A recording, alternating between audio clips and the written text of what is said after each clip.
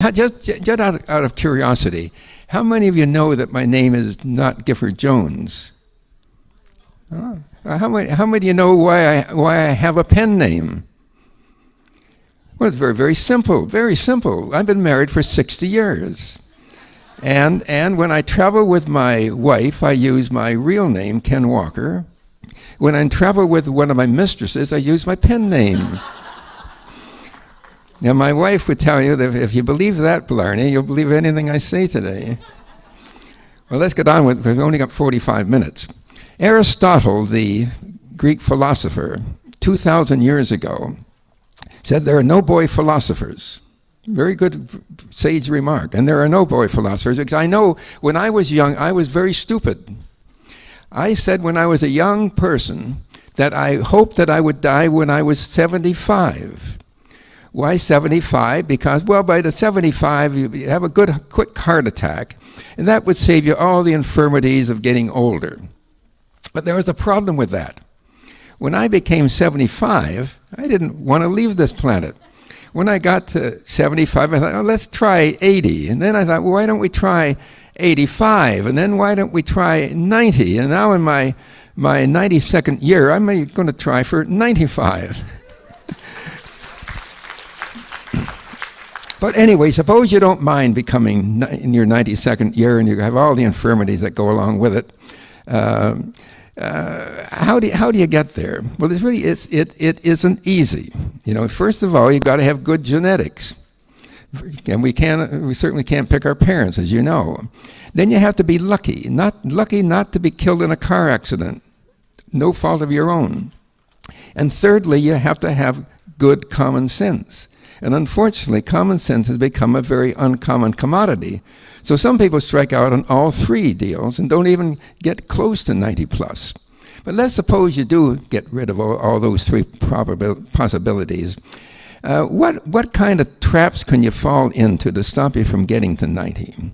And let's have the first slide. I've been a surgeon all my life, so I really know that surgical game. You know, I know all the good rules and all the bad rules of it.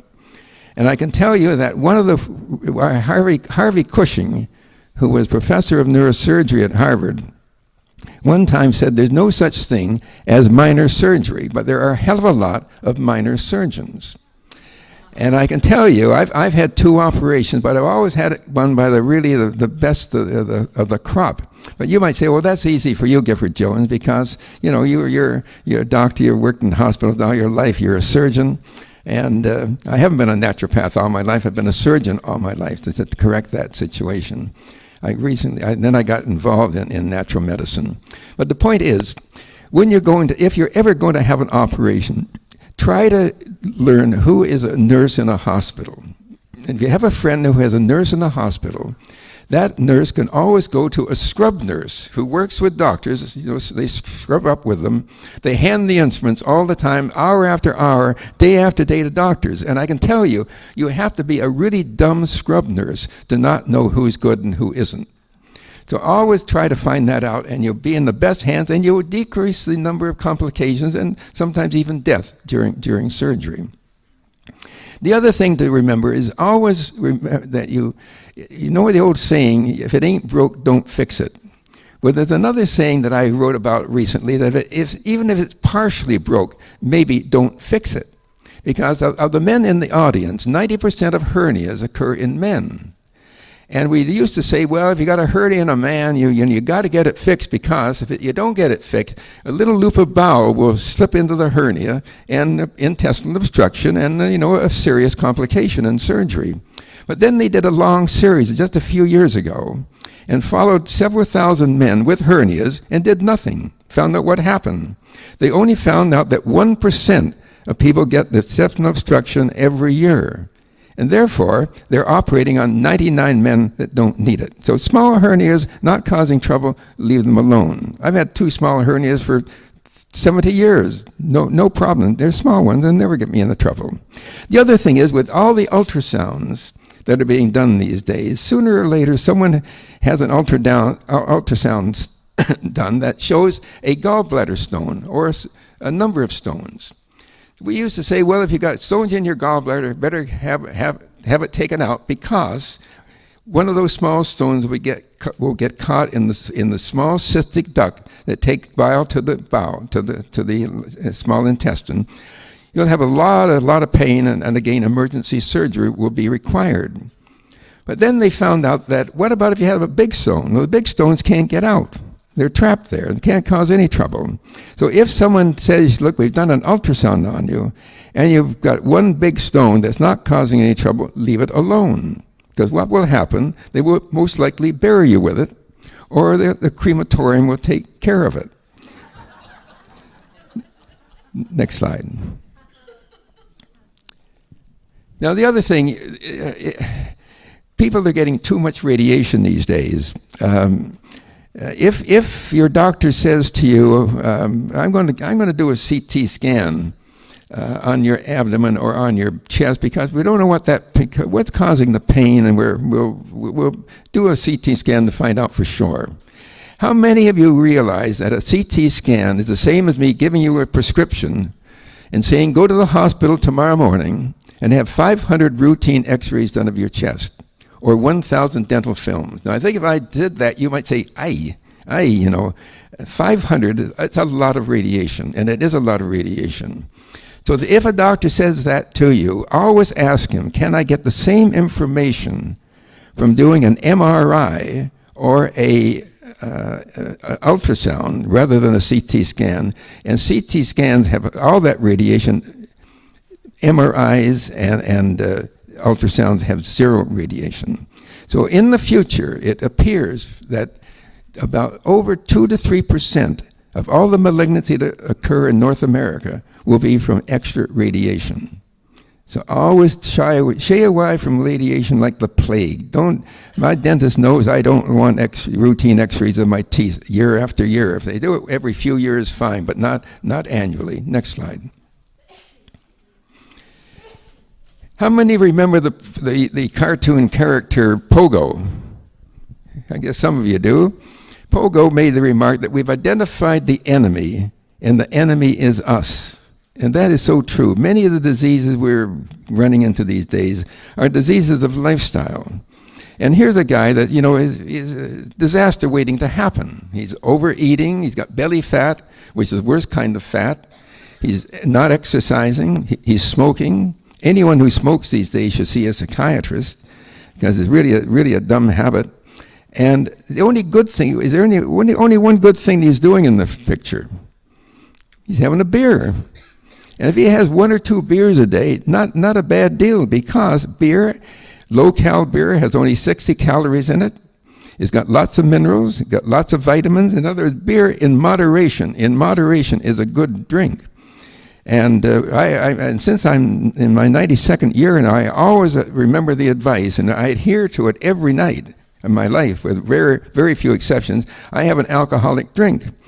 I was the ship's surgeon for a while, so I have a rum and coke before the news every night with my wife. And alcohol in moderation is great. As Sir William Osler said, alcohol is for the elderly what milk is for the young. Pretty bright remark. He also had a wonderful way of treating the common cold. He would say, don't go into the drugstore and get all that junk. That isn't going to do you any good. You go to bed. And of course, when you have aches and pains, you feel, it's so good to pull up the covers and go to bed, and you'll be better maybe in the morning. But Sir William Osler said you got to do 2 other things first. You got to put your hat on the bedpost, and then you also got to take a bottle of whiskey to bed with you. And all you do is just lie in bed there under the covers, take a little sip and a little sip and another little sip. When you see 2 hats, you stop. Next slide. Now, I've only seen one case of this, just one case. But why am I showing it to you? The average North American takes in 15 grams of fiber a day, and he should be taking in about 30 to 35. And taking in extra fiber does 2 things to you. It first of all helps you keep thinner. If I took this glass here and had drank it all and drank another glass, it doesn't have any fiber in it. No filling effect. Fiber has filling effect. And when you have filling effect, the glass of water can't say to my brain, the stomach is full. But if I had an apple here on the table, and then I got finished eating that apple, which is loaded with fiber, it's very unlikely I would want a second apple, because that apple tells my stomach, tells the brain that the stomach's full. So it will have some effect, not a big effect, but some effect in fighting the obesity epidemic. Secondly, it keeps high fiber diets keeps you from getting constipated. And if you were, and there's a recent study that shows that people who are constipated, that fecal material that you have in the large bowel remaining there longer, and if you happen to be eating a lot of packaged foods such as meats, and particularly, which have nitrates and nitrates in them, which are carcinogenic, that leaves them a longer time to be in the large bowel to cause cancer. So relieving yourself daily of that fecal material decreases the risk of colon cancer. Next slide, please. Now, a lot of people are going to die because they've had bad luck, or they have bad genes, but millions and millions of other people are going to die from lack of common sense. And the three big epidemics we have today are the epidemic of obesity, the epidemic of type 2 diabetes, and heart attack. And there's a Gifford-Jones law that says one bad thing leads to another bad thing, another bad thing, and another bad thing. We're not in the days now where you die quickly of infectious disease, pneumonia, meningitis, etc. You die slowly of chronic disease. And obesity I was asked about a couple of weeks ago in a radio program, what did I think was going to happen to our healthcare system? I said, well, the quick answer is that I told them the story of the young boy who had a burning desire to work at the railroad station. So he went and applied for the job, and the station master said to him, well, you look like a nice, bright young lad, but, bad things can happen at the radio station. So let me give you a quiz. He said, suppose you're standing here, and you saw a train coming from the east.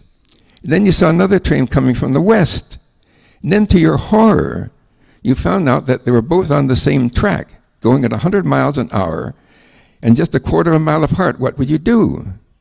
Well, the one boy stood on one foot, then the other, and scratched his head. Oh, I know what I would do. I'd run and get my brother.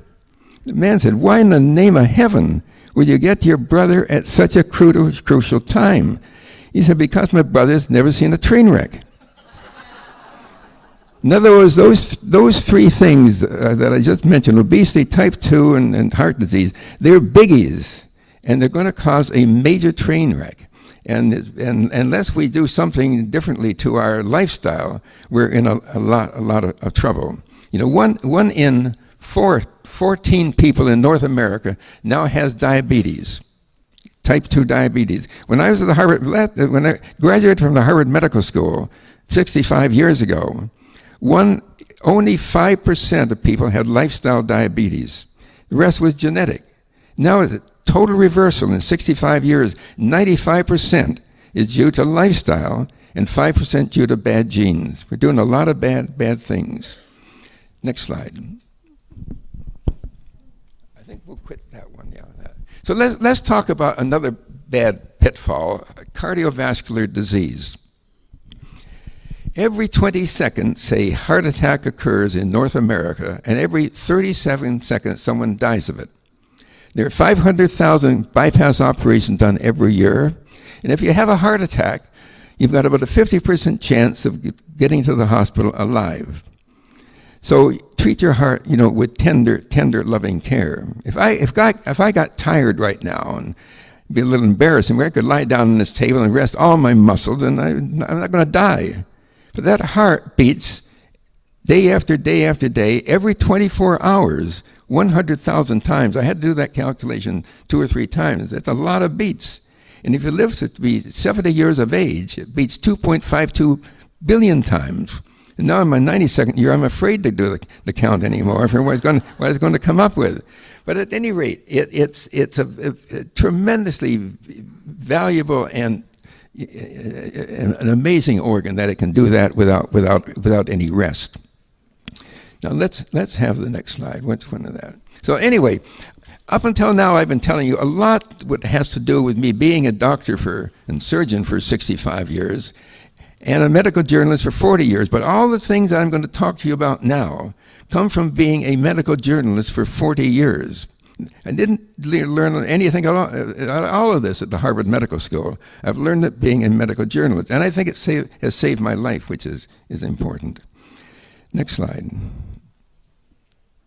Now let's talk about the two big natural remedies, vitamin C and lysine. And I didn't know years ago that the high doses of vitamin C and lysine, if taken for a long period of time, could not only prevent but could reverse hardening of the arteries. And that really is a very revolutionary finding. And but before I go on, I must tell you another story so that you don't go home tonight and toss away all your cholesterol-lowering drugs. That's not the purpose of this talk. So let me tell you a story about the man who had one hell of a fight with his wife. You know, it was one of those baddies that he had never had before. And he called her every conceivable name in the book. And finally, before he slammed the door, he said, in addition to all the bad things I've said about you, you have for years and years and years been a lousy, lousy lover. And he left.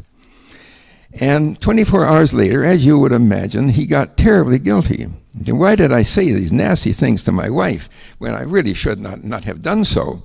And he said, I'm going to go home and apologize. So he bought her a bunch of roses.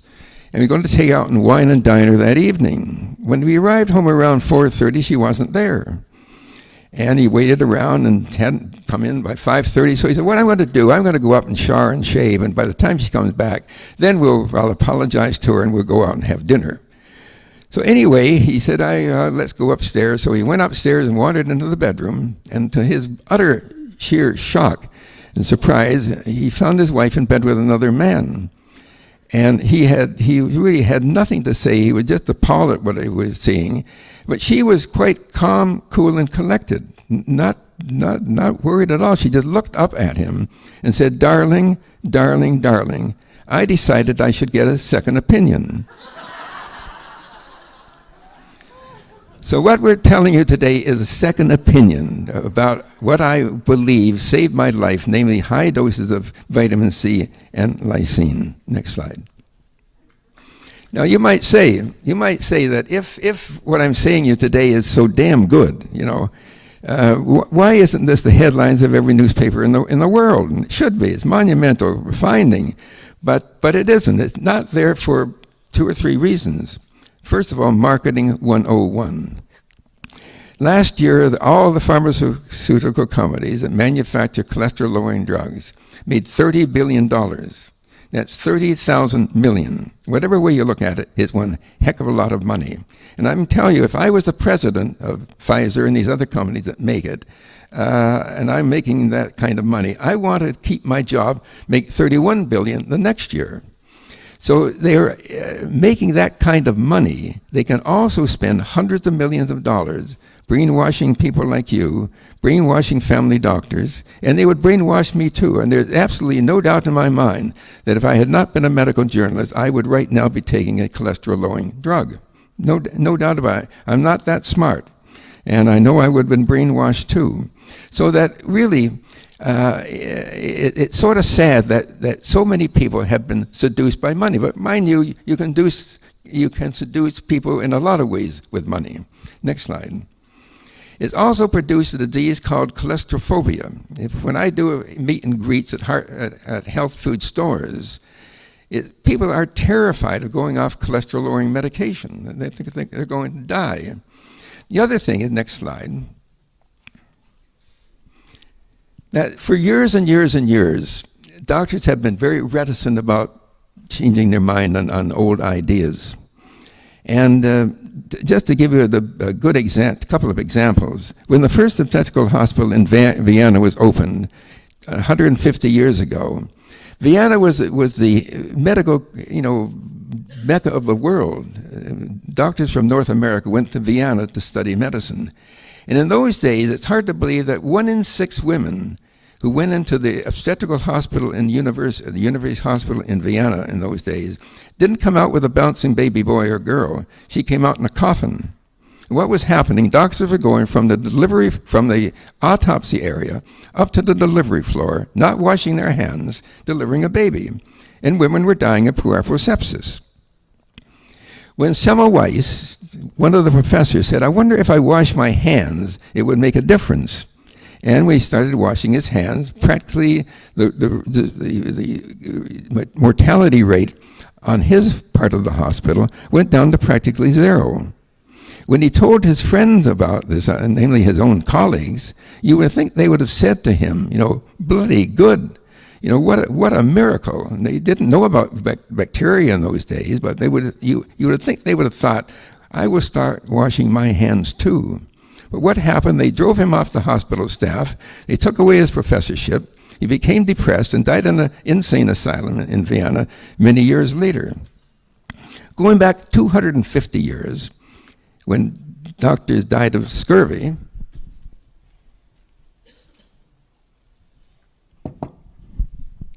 Dr. James Lind, who was a naval surgeon and had a little bit of lime juice on board, said, I wonder if I give lime juice to a small number of sailors, since I've only got a small amount of lime juice. I wonder if that would stop scurvy. And he found it did stop scurvy, and none of them died. And in those days, it's hard to remember or realize that on long sea voyages, not just a few sailors died of scurvy, 90% of the crew died, and only 10% remained to come home. So anyway, when he told his colleagues in London about it, the bureaucracy in London, it took them another 60 years before they issued lime juice to sailors, and in the meantime, thousands of sailors died. Now you might think, well, Gifford Jones, that happened 150 years ago and 250 years ago. It doesn't happen now. Surely it can't happen now because we're the most tuned-in society in the world. Everyone's got iPhones and so forth, and word goes around the world so quickly. But let me tell you another story of Alan Smith. Alan Smith was a farmer in New Zealand, and he liked fishing, to go fishing with his buddies. And they had a good time fishing, then returned back and found out at that point that one of them, namely Alan Smith, was not feeling very well. Nausea, vomiting, headaches, abdominal pain. Became so ill he had to go into hospital. And I think you'll see from that slide that he's got more than a headache. He's acutely ill. Finally, he becomes unconscious. And finally, the doctors say, you have no way of curing your father and husband, because the diagnosis is swine flu virus, and we have given him every antibiotic in the book, and he's still going to die. We want to pull the plug. And they would have taken off life support if one of the sons had read something about Linus Pauling and the use of intravenous vitamin C in curing viral diseases. So they said, yes, you can remove life support, but before you do that, you've got to give intravenous vitamin C in large doses. The New Zealand doctors said, we won't do it. And they said, we won't do it because vitamin C is useless and is not part of the protocol in treating swine flu virus. It was only 2 days later when the son arrived with his lawyer, and doctors never like to see a lawyer. And the lawyer said, you've got two choices. You can remove life support now, and Alan Smith is going to die, or you can give vitamin C and prove it's worthless, and then remove life support, and no one is going to sue you. But we will sue you, 3 doctors, and we will sue the hospital if you don't do it. So with great reluctance, they gave him 500,000 milligrams. Now, if you're taking vitamin C and you're taking just a tablet, you're getting about 250 milligrams a day. They gave him 500,000 milligrams intravenously the first day and large doses in succeeding days. Now, the next slide shows that the lungs on the left-hand side of the picture shows why Alan Smith is not feeling very well and comatose. His lungs are full of fluid. No wonder he's not well. A few days later, lo and behold, his lungs start to clear. They're not perfect, but they're certainly better than they were before. And a few days later, the lungs go right back to normal. And a few days later, Alan Smith comes out of his coma. A few days later, they remove life support. And a week later, he goes home alive and well. Now, one would think in this enlightened age that the New Zealand doctors would have said, no, wonderful, I'm going to go and read about the use of intravenous vitamin C. And they could easily have done it. 50 years earlier, they had written all about intravenous vitamin C. And you can go home tonight. Don't believe me. Go to the internet and write in the words Dr. Richard Klenner, Klenner, and it's all there to see. And I'll bet if I went to any doctor in this city right now and said, can intravenous vitamin C do all the things I've told you, namely cure meningitis, encephalitis, measles, mumps, chickenpox, and snake bite, and polio, they'd say, you're crazy. But it can do all of those things, and yet it's collecting dust. So that it shows how, when you take a dramatic situation like this, that is where doctors are reticent to accept it as fact, you can understand why it's very, very difficult for doctors to accept that large doses of vitamin C and lysine can reverse hardening of the arteries, because after all, it's not very dramatic. If I drop dead in the next 4 minutes, or a friend of yours later on drops dead in 4 minutes, you'll never forget it. It's a very shocking affair. But in the 10, 20, 30, or 40 years up to having a heart attack with the atherosclerosis, not dramatic at all. So that it's very, very hard to convince doctors that this really makes sense. Next slide. Where are we? So one of the luckiest things that ever happened to me in my life was I ran into Linus Pauling and interviewed him about 25 years ago. And one of the things that Linus Pauling told me when I first interviewed him, Linus Pauling was not a doctor, but he was a 2-time Nobel Prize winner, brilliant man, and a wonderful, wonderful gentleman. I've interviewed scientists all over the world as a medical journalist, and I can tell you, there's no one that has made more effect in my life and been such a wonderful interview as Linus Pauling. I've interviewed him twice. And he told me during the first interview, which none of my professors at the Harvard Medical School had told me, namely that animals have always made vitamin C and humans don't. Humans lost that genetic ability to manufacture vitamin C eons and eons ago through a genetic mishap. And it was Pauling's theory that due to that genetic mishap, we were having the epidemic of cardiovascular disease. He also told me that if you have a dog, that dog will manufacture 5,000 milligrams of vitamin C a day, day after day after day. If, on the other hand, that dog gets into a fight with a neighbor's dog or becomes infected, it will immediately, nature will tell that dog to start manufacturing not 5,000 milligrams a day, but 100,000. And that's why Alan Smith got better. He was under stress. Whenever you're under stress from surgery or any other situation, the stress really eats up the vitamin C out of your blood. So all the more reason, if you are in a stressful situation, to take high doses of vitamin C. At any rate, he told me that. And then about 10 years later, next slide, I ran into a Dr. William Stebbins in Singapore. And after his talk, we got chatting. And he said to me, you know, Linus Pauling is right. Stebbins was a pathologist, and he said, you know, the reason that Pauling is right is because the pressure in the coronary veins is much, much greater than the pressure in the big toe. And that 100,000 beats day after day after day in 24 hours puts great pressure on the coronary arteries. And when, as Linus Pauling theorized, that all that pressure causes small cracks in the coronary arteries, and that's where blood clot occurs. So anyway, once again, I put that in my brain and went back into the operating room and did surgery. I should have started taking vitamin C, but didn't. Anyway, the next slide. So I forgot to mention that Linus Pauling also said that we all are living in an element of subclinical scurvy. We don't get scurvy because, why don't we get scurvy? It only takes 10 milligrams of scurvy to prevent it. And you get 10 milligrams of scurvy in an orange. So that no wonder people are not dying of scurvy these days. Next slide. Next slide. Next slide. Now, Leonardo da Vinci made that wise remark 500 years ago. Nature never breaks her own laws, and I always remembered that. I don't know why, but it always rang a bell in my brain. And this became very important to me because on a Sunday morning, 17 years ago, I was sitting writing a column in Toronto. Birds were singing and the sun was shining and, God was in heaven. One of those days, and I was about to go to Buenos Aires to see my eldest son married to an Argentinian lady.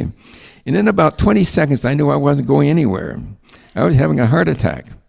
Admitted to the Toronto General Hospital. And it was a very serious heart attack because my blood pressure went so low that they put in what they called an intra-aortic balloon into the big artery, and pretty serious stuff. And to pump it, give my blood pressure going, and in 24 hours, I damn near died. So that it left a lasting impression on you, of course. But anyway, I luckily survived the heart attack and then had triple bypass done. And at that point, of course, all my cardiologist said, you've had a serious heart attack, and you're going to be dead in a couple of years unless you take cholesterol-lowering medication. And if I hadn't been a medical journalist, I would have done it. But I always remembered Leonardo da Vinci. Leonardo da Vinci said, what Leonardo da Vinci was saying, don't mess around with nature. It's taken eons and eons to know how much blood cholesterol you need, how much potassium you need. If you have too much potassium, you die. Too little potassium, you die. And there's very fine borderlines between all the things that are going on in our body every day. And every day, 30,000 metabolic reactions are taking place all the time. So I knew that cholesterol was an important part of the body. It's a part of every living cell. 25% of it is in the brain. In other words, we would die without cholesterol. As a matter of fact, it manufactures the thyroid, not the thyroid, but the steroid hormones, vitamin D. I also knew with seeing patients who had been put on cholesterol-lowering drugs with getting problems with their liver, their kidney, increased incidence of cataracts and muscle pain. Do we have a slide of Dr. Nass? Well, I also knew there are many myths about cholesterol, namely that most of the people 50% of the people who go into a hospital with a coronary attack have normal blood cholesterol. In other words, your blood cholesterol really doesn't mean too much. You can have a high cholesterol and not have a heart attack. You can have a low cholesterol and have one. So I decided not to have cholesterol-lowering medication, and I decided to do what Dr. Pauling was doing. He was taking 20,000 milligrams of vitamin C a day and 5,000 of lysine. I decided to split the difference. So I started taking 20 tablets of vitamin C daily and 5,000 of lysine. Didn't like it, but as each year went by and I was still on this planet, I thought maybe it's not a bad idea and maybe I made the right decision. But one thing I didn't know, and which would have been very important in making that decision, which only has come out in the last couple of years, that if you take a cholesterol-lowering drug, you've got a 25 to 50% chance of developing type 2 diabetes. And do we have a slide of that? Okay, got it. So really, when the television news at night tells you you're going to have a heart attack if you don't take a cholesterol-lowering medication, they should also tell you that you've got a 25 to 50% chance of developing type 2 diabetes. And remember, as I told you earlier, if you have type 2 diabetes, you have a 50% chance of having a heart attack. So with millions and millions of people taking cholesterol-lowering medication, it means millions and millions of people are going to develop type 2 diabetes, and millions of people are going to have a heart attack. So I think the very thing they're trying to prevent may be increasing the number of heart attacks over a period of time. Next slide. So anyway, I've been taking 30 tablets of vitamins of C and lysine over the last 17 years, and would have been continuing to do that until about 3 years ago, when I luckily, by chance, ran into Dean Parks of Preferred Nutrition, small pharmaceutical company. And when I told him what I was doing, he said, well, I think we can make a powder of those tablets. And about 5 months later, Medi-C Plus was born. So I'm very, very grateful to Preferred Nutrition and Dennis and all the people associated with this company for manufacturing this product, which I think has not only kept me alive, but made it a lot easier by taking just scoops of powder every day. And I can tell you, taking 30 pills a day is no fun, along with maybe some of the other pills you have to take too. Next slide. Next slide. Now I would have wondered right to this talk whether I was doing the right thing, and if I hadn't 3 years ago ran into Dr. Sidney Bush by chance. I read in a rather obscure medical journal that Sidney Bush of Hull, England, an optometrist, had done an interesting experiment. He was fitting patients with contact lenses as he was an optometrist. And as every eye doctor knows, if you fit enough people with contact lens, some people will get an infection under the lens, and what will happen, they given antibiotics and normally are okay. But if you look in the literature, some people lose an eye from having contact lens. So anytime you either have an operation or add something to your body that is not normally there, there's always a risk. And that big risk can be sometimes losing an eye. So he thought, since he had done a lot of reading about Linus Pauling, he said, I wonder if I give vitamin C and lysine to people before I fit them with the contact lens. I wonder if it will stop the infections underneath the lens. So he decided to give 6,000 milligrams of C and 5,000 of lysine each day. But he did one important thing before he did that, and for this he really should get the Nobel Prize. He took a picture of the back part of the retina. Next slide. The retina is the only part of the eye where you can see arteries and veins. So that when the doctor looks at your eye with the ophthalmoscope, what he's looking for is whether you have cataracts and other problems in the eye. But really what he's doing, he's looking at the arteries at the back of the eye to see whether or not you have atherosclerosis or hardening of the arteries. Because it's atherosclerosis that kills a lot of us. Good to have good rubber, a rubber that is nice and pliant, that doesn't give you hypertension, but when you have hard rubber, the heart has to push hard through it. You get hypertension and then lots of problems. And people who are diabetic are notorious for getting atherosclerosis and coronary artery disease. So you notice the arteries on the right-hand side are much paler, much smaller, and carrying less oxygen and less blood to the retina than than they were previously. Now that doesn't happen overnight. Dr. Bush has looked at literally hundreds of patients since that time, and he has found out that when you start taking vitamin C and lysine in high doses, that it starts working in about 6 months' time. So it's not like Drano that you put down the kitchen sink and immediately it's unplugged. It's a slow molecular process. So I can tell you, the worst thing you could do, and if any Scotch in the audience, and I'm partially Scotch, I don't like spending money for nothing. And you're absolutely wasting your money if you buy Medi-C Plus, take it for 2 or 3 months and stop. Go and have a good meal or doing something else. But don't waste it, because 2 or 3 months won't do you a bit of good. You've got to be like me, be on it for 17 years and get the benefit of it during that time, slowly, and each year getting better and better and better. So that what Bush did at the end of the year, he took another picture of the retina.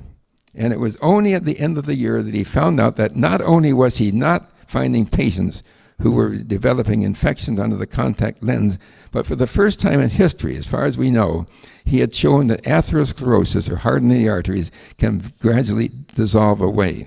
Now that really is a monumental, amazing finding, and it should not be collecting dust, but it is. And it's collecting dust because, as I mentioned earlier, the pharmaceutical companies have billions of dollars at their disposal to counteract that message. So that's basically the message I wanted to give you today. And remember, when you go home tonight, remember remember these photos. Remember that I bet my life on it. Remember that you're being seduced by a lot of money by the pharmaceutical companies, and that a simple solution, namely taking high doses of vitamin C and lysine, can do the same thing, cheaper, effective, and literally save your life from a coronary attack or a stroke. But it's a hard message to get through, and I think we got time, I hope, for just a few questions. And I find the question and answer period is sometimes the most fun. So if you have a question, please let me know. Yes. Then. Is there a difference between hardening of the arteries and plaque, or are they Basically the same thing. And then the reason for lysine is if you're building a house of cement, you add steel rods to the cement to make the concrete stronger. The addition of lysine to vitamin C makes the arterial wall stronger. So not only are you keeping the opening of the artery open, but you're keeping the arterial wall strong. So if you have a weak artery in the brain, it won't rupture, causing a brain attack or stroke. You get the double benefit that way. And remember also, when you take vitamin C, remember there's 60,000 miles. If you dissect the human body and lie the arteries and veins end to end, they will stretch for 60,000 miles, twice around the circumference of the world.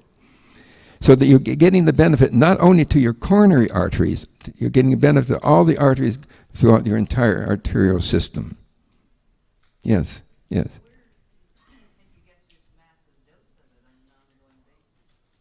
What was that? Where can you get these big doses? You have to know a doctor who is who is giving intravenous vitamin C. There's a Dr. Huey in Toronto that gives, Dr. Hui, that gives intravenous vitamin C. What about the liposome vitamin C? Nothing wrong with it. It's good. It's good. Matter of fact, it's a good point, because if you want to take over, say, 6,000 or 10,000 milligrams a day, liposomal is good. It doesn't give you diarrhea that like vitamin C does. If you start taking Medi C Plus in one scoop contains 2,000 milligrams. I take 5 scoops a day, but for most people who haven't had a heart attack, 1 scoop twice a day, namely 4,000 milligrams, will suffice. If you had a heart attack, diabetes, or overly obese, it's better to take 1 scoop 3 times a day, or 6,000 milligrams of vitamin C. So I have a daughter who's got extremely high cholesterol. She's 24 and is familial cholesterol. She's not taking any statins or anything. Would you recommend that she does something like this? If I had my life to live over again and knowing what I live now, I do a lot of things. One thing I would, certainly in my teens, I would start taking vitamin C, yes, for sure. And then just like, I don't have any heart disease that I know of. Are you suggesting that I should just be taking this prevention? Well, when I say everyone should take high doses of vitamin C and lysine, it looks like I'm just promoting it for profit, and that's really not true. The fact is, if I had my life to live over again, I would start taking it early. Everyone should start taking it, because if you're not an animal, you're never going to make vitamin C and lysine. And that's the only way you're going to get it. Some people say, well, can I take vitamin C since I'm on a cholesterol-lowering drug and I'm terrified of going off it? Can I take Medi-C along with it? You can. Common sense tells you that, because if you go home tonight and have a dinner of say, meat or chicken, there's a lot of lysine in chicken, and that's going to have no effect on your cholesterol-lowering drugs. Get up in the morning and take a glass of orange juice, vitamin C. That also is not going to have any effect. So when you take Medi-C, all you're doing is increasing the doses of vitamin C and lysine to an effective level.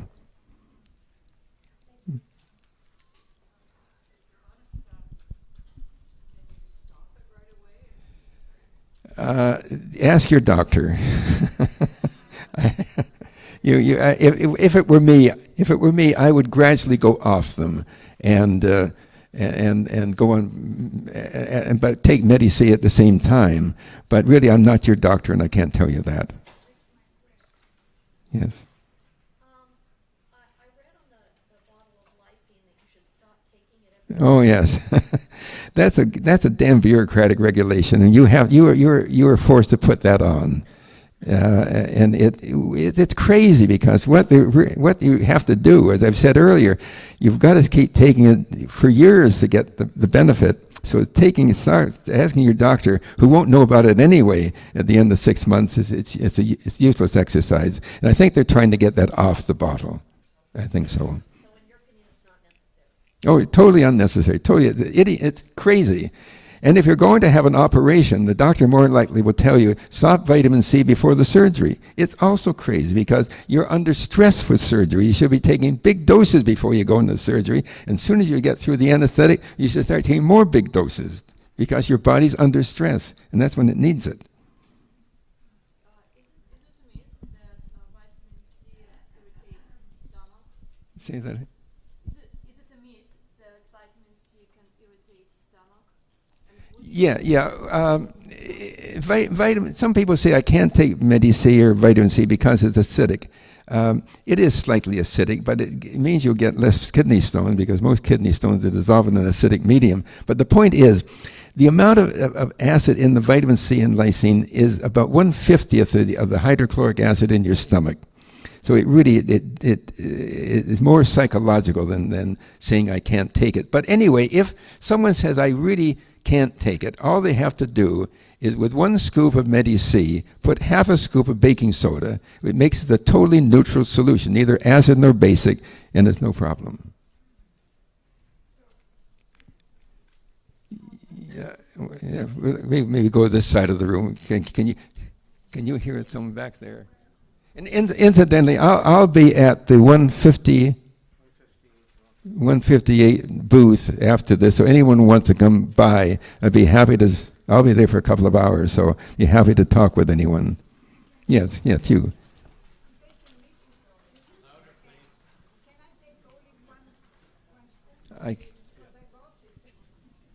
She's taking Lipitor. Yes, you can. When you're taking Lipitor, you can still take vitamin C and lysine. Yeah, at the same time. Yeah, of course. What's that? What? Right. Good-looking blonde. What do you want?